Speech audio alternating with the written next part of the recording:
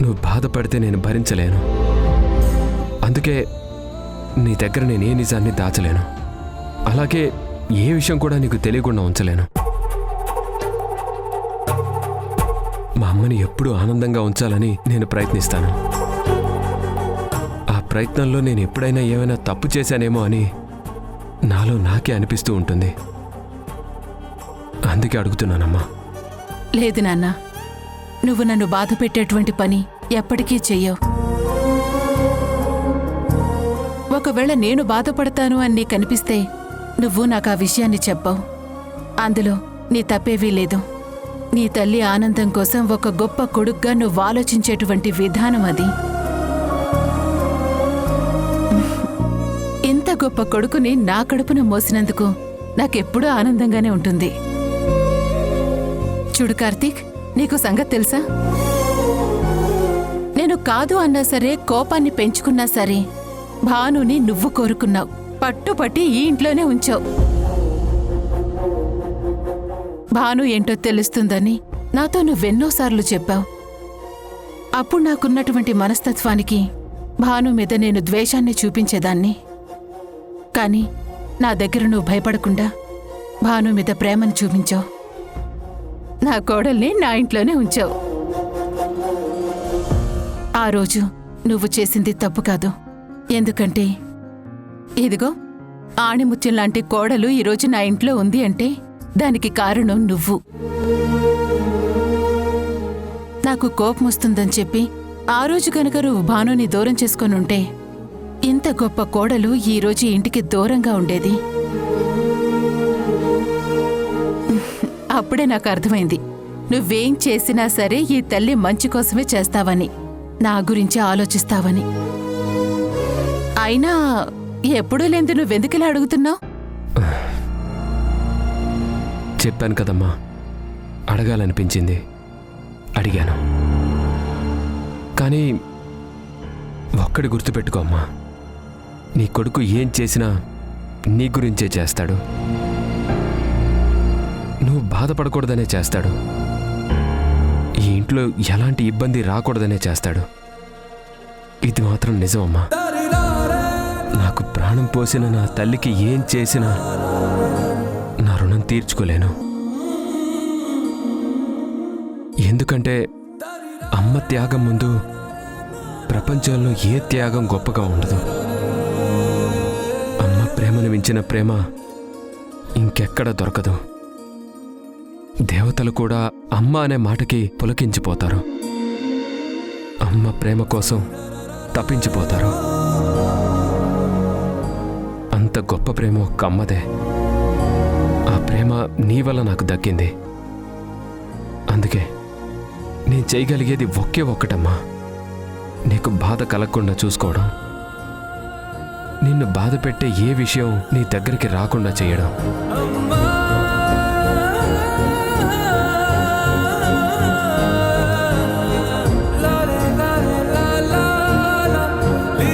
చూసావా భాను, నా కొడుక్కి నేనంటే ఎంత ప్రేమో.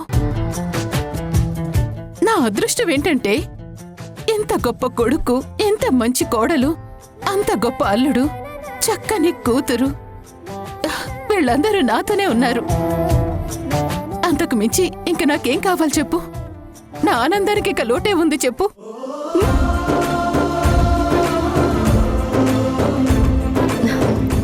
అత్తయ్య, ఏం ఆలోచించకుండా పడుకోండి. పడుకోండి.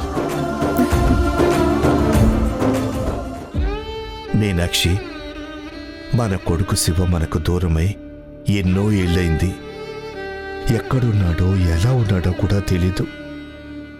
పార్థుని చూసినప్పుడల్లా మనకలాంటి కొడుకు ఉండుంటే బావుండు అని ఎన్నోసార్లు అన్నావు. భానుని పార్థు కూడా సొంత రక్తం పంచుకుని చెల్లెల్లాగే చూసుకుంటున్నాడు. వాళ్ళిద్దరి మధ్య అనుబంధం అంత బలంగా ఉంది. ఇది దేవుడు కలిపిన బంధమే తప్ప రక్త సంబంధం కాదు. కానీ పార్థుకి ఏదో అవుతుందని భాను ఇవాళ దేవుడికి పూజ చేసింది. తన అన్నయ్యకి ఏమీ కాకూడదని రక్త సంబంధీకులే పట్టించుకొని ఈ రోజుల్లో ఒకే కడుపున పుట్టకపోయినా వాళ్ళిద్దరూ అన్నా చెల్లెళ్ళే అయ్యారు. పార్దు గురించి భాను, భాను గురించి పార్దు, ఇద్దరూ ఒకరి గురించి ఒకరు ఆలోచించుకునే విధానం చూస్తుంటే నిజంగా పార్దు మన కొడుకేనేమో అనిపిస్తోంది. నాకు నా కొడుకు లేని లోటు పార్దు వల్లే తీరుతోంది. ఒక వ్యక్తి వల్ల సమస్య వచ్చి నిన్ను ఈ ఇంటి జ్ఞాపకాన్ని వదులుకోవాల్సి వచ్చినప్పుడు అండగా నిలబడ్డాడు, కాపాడాడు. ఇదంతా చూస్తుంటే ఏ జన్మలో ఏ బంధమో అనిపిస్తోంది. మళ్ళీ జన్మంటూ ఉంటే అలాంటి కొడుకే మన కడుపున పుట్టాలి, మనతోటే ఉండాలి అని, ఆ ప్రేమనంతటినీ మనమే పొందాలి అని కొడుకు మీద మన మమకారాన్ని పూర్తిగా చూపించాలనిపిస్తోంది. శివ వస్తే ఎలా ఉంటుందో తెలియదు కానీ శివస్థానంలోనే పార్దు వచ్చాడేమోననిపిస్తోంది.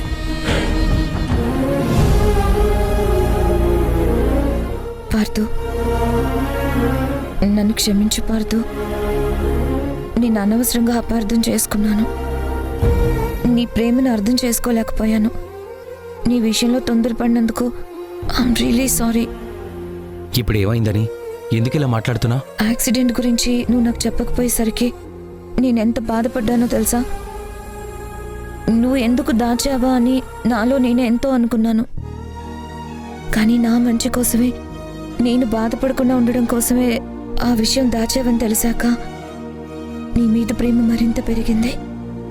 కానీ ఒకటి పార్దు, నీకెలాంటి సమస్య వచ్చినా, అది ప్రాణాంతకమైన సమస్య అయినా సరే నా దగ్గర మాత్రం దాచుకో.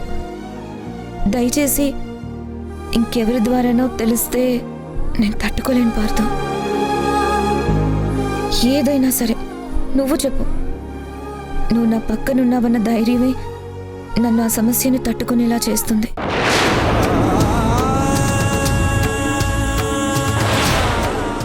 సారీ చాంద్రి, ఒక పెద్ద రహస్యాన్ని నీ దగ్గర దాస్తున్నాను.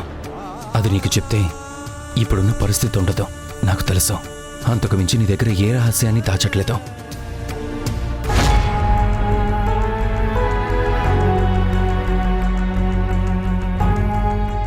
ఏంటండి ఏదో ఒంటరిగా ఆలోచిస్తున్నారు? జీవితం ఎంత విచిత్రమైంది కదా భాను.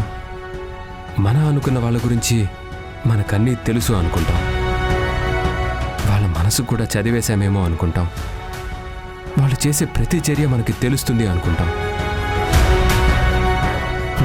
కానీ అదంతా భ్రమ అని, మనసును చదవడం అంత సులువు కాదని తెలిసినప్పుడు ఆలోచనలు ఎలా ఉంటాయో ఆలోచిస్తేనే తెలుస్తుంది. ఇంత పెద్ద రహస్యాన్ని మీ మనసులో మీరు దాచుకున్నారు. నేను వేడుకుంటే నన్ను కరుణించారు, నా మాటకి విలువిచ్చారు. ఈ నిజాన్ని బయటకు చెప్పొద్దు అని నీలిమ దగ్గర కూడా మాట తీసుకున్నారు. మరి అంత మంచిగా ఆలోచించే మీరు, అంత గొప్ప మనసున్న మీరు ఇప్పుడెందుకండి ఇలా ఆలోచిస్తున్నారు? అంటే ఈ రహస్యాన్ని రహస్యంగా ఉంచుతున్నందుకు తప్పేమైనా చేస్తున్నానన్న ఫీలింగ్లో ఉన్నారా? నీకెందుకు అలా అనిపించింది? మీ తీరలా అనిపిస్తోందండి. నేను తప్పు చేస్తున్నానని మీరు గిల్టీగా ఫీల్ అవుతున్నట్టుగా మీ మాటల్లో, మీ ప్రవర్తనలో కనిపిస్తోంది. అంటే మీకే తెలియకుండా మీ మనసులో లోపల ఎక్కడో ఆ ఫీలింగ్ ఉన్నట్టుంది. నాతో నిజం చెప్పండి, మీకు ఆ ఫీలింగ్ ఉందా?